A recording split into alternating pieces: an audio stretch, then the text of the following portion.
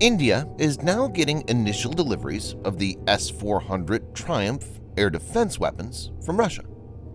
The first squadron of the formidable surface-to-air missile systems will become operational by January to February of next year. Dmitry Shugav, director of Russia's Federal Service for Military Technical Cooperation, FSMTC, told the country's official news agency, Sputnik, the supplies of the S-400 air defense system to India have started and are proceeding on schedule. As per reports, the thousands of containers and packages of the first S-400 squadron, including 2 missile batteries, long-range acquisition and engagement radars, and all-terrain transporter erector vehicles, are now being sent to India through the air and sea routes. According to sources, after the deliveries of the first squadron are completed by next month, the massive S-400 systems will be assembled, erected, and then undergo acceptance trials in front of Russian experts. In this video, Defense Updates analyzes 3 major geostrategic implications of India getting Russian S-400 air defense system. Let's get into the details. This video is sponsored by War Thunder. If you are, like us, fascinated by military vehicles and technology, I recommend you give War Thunder a try. It's a military vehicle combat game which you can download and play for free on PC, PlayStation 4, and Xbox One with cross-platform support. It has a huge variety of more than 1,200 playable aircraft, tanks, helicopters, and ships from the 1930s to the 1990s, which you can take to battle on land, in the air, and at sea on more than 80 theaters of war. War Thunder's been kind enough to offer all Defense Updates viewers a special bonus, which will grant you a free premium tank, aircraft, or ship, and 3 days of premium account time for registering using our link in the description below. So take the plunge and join more than 20 million players from around the world.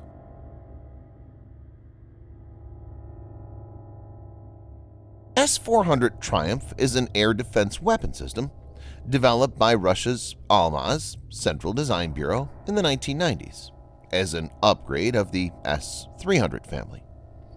It's been in service with the Russian Armed Forces since 2007. It's designed to defend against aircraft, including 5th-generation stealth fighters, bombers, AWACS, cruise missiles, and ballistic missiles. S-400 is considered one of the most powerful air defense systems in the world. The radars of S-400 have a range of around 600 kilometers or 370 miles. The main radar is complemented by target acquisition radars, some of which are touted to have the ability to detect stealth aircraft.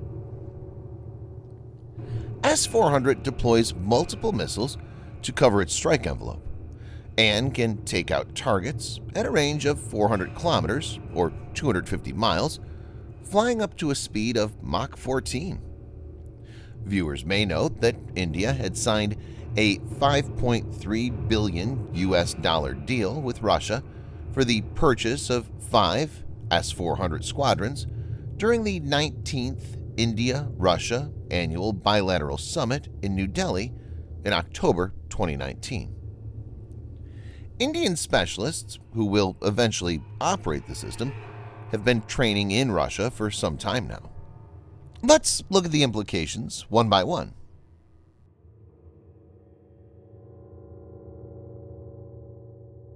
Pakistan's Air Force consists of a mix of several different types of fighters, some EW aircraft, several AWACS, and a diverse array of UAVs. The most potent of its fighters is the American-made F-16, and it has around 80 of these. The PAF has added more than 100 JF-17 Thunder, which is developed in coordination with China. The F-16s that Pakistan possess are fairly old and don't incorporate the latest components. JF-17, though recently acquired, is designed for affordability and lacks state-of-the-art sensors or avionics. None of these jets were designed to be stealthy and have large radar cross-sections, RCS, which makes them very vulnerable to a potent air defense system like the S-400. The jets will not be able to avoid detection, and once detected, they'll have no way to outrun or outmaneuver the missile launched by S-400. India is likely to deploy 2 of its 5 regiments along the Indo-Pak border. In this case, almost the entire Pakistan will be under the scanning envelope of S-400, and a major part will be within its striking range. That means Pakistani aircraft will be tracked as soon as they take to the air.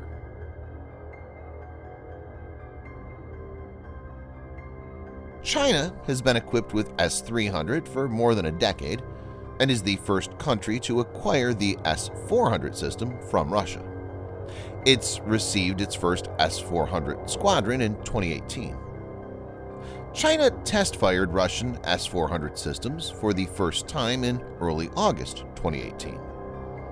Not only the acquisition will help India fend off Chinese aircraft, but will aid it to formulate strategies to evade the Chinese S-400. It's also to be noted that, as per some reports, the S-400 regiments made available to China are a bit watered down when compared to that of the Indian system. This is mainly because of the fact that Russia is wary of Chinese reverse engineering and has restricted certain features in the ones exported to China.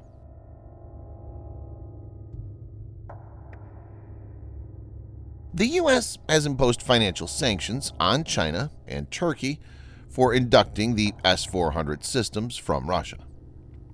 Countering America's adversaries through Sanctions Act, or CAATSA, authorizes the U.S. administration to impose sanctions on countries that purchase major defense hardware from Russia in response to Russia's annexation of Crimea in 2014 and its alleged meddling in the 2016 U.S. presidential elections. India, however, remains reasonably confident of getting a waiver from the Biden administration on the ground that the air defense systems are an urgent national security requirement for it, given its 2 long unresolved borders with China and Pakistan. India has also assured Washington it will never compromise the operational secrecy of the weapon system it's bought or will buy from the U.S., while pointing to its flawless record of not passing sensitive military information of a country to a third nation. But things remain complicated. Amid calls from U.S. senators to waive sanctions against India, the U.S. administration has clarified that the CAATSA does not have a blanket or country-specific waiver provision. Thanks for watching. Subscribe for more videos like this. Hit the like button if you find the video interesting, and kindly provide your feedback in the comment section.